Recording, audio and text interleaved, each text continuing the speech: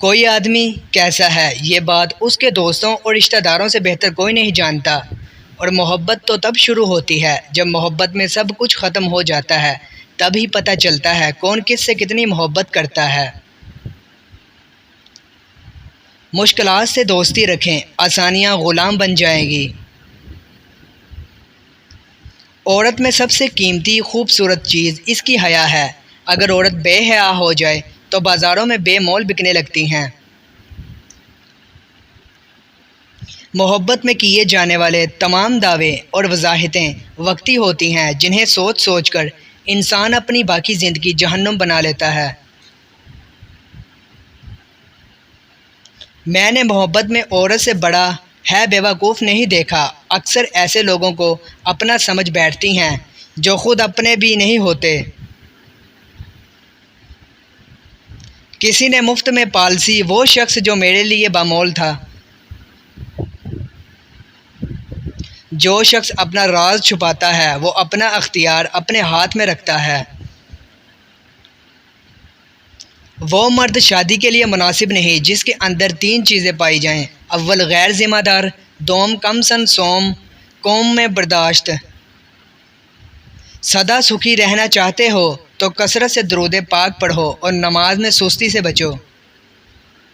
اگر دنیا فتح کرنا چاہتے ہو تو اپنا لہجہ دھیما رکھو، کیونکہ لہجے کا اثر تلوار سے بھی زیادہ ہوتا ہے۔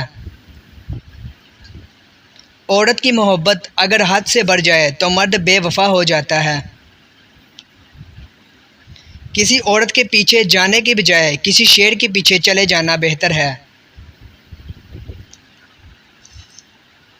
عقل مند انسان جھوٹ نہیں بولتا، چاہے اس کا رجحان اسی کی طرف کیوں نہ ہو۔ نفس چار چیزوں سے ہلاک ہو جاتا ہے: خاموشی کا خنجر، بھوک کی تلوار، لوگوں کے مجمع سے الگ تھلگ اور تنہا رہنا، کم سونا۔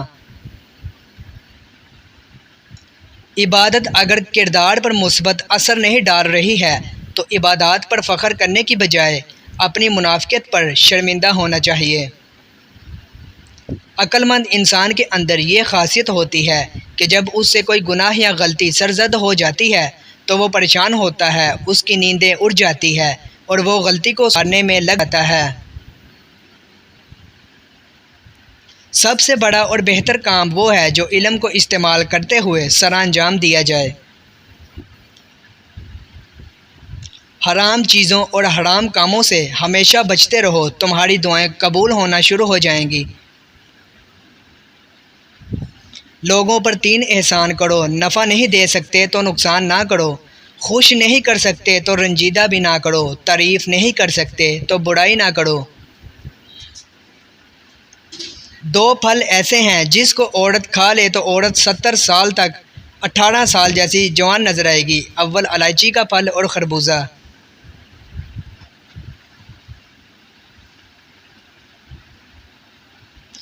تین عورتوں سے ہمیشہ دور رہو، وہ تمہیں کنگال کر دیں گی: اول جھوٹی عورت جو ہمیشہ تمہیں دھوکے میں رکھے گی، دوم بخیل عورت جو اپنے تھوڑے سے نفع کے لیے تمہارا بہت سا نقصان کر دے گی، سوم بد عمل عورت جو تمہیں ایک نوالے پر بیچ ڈالے گی۔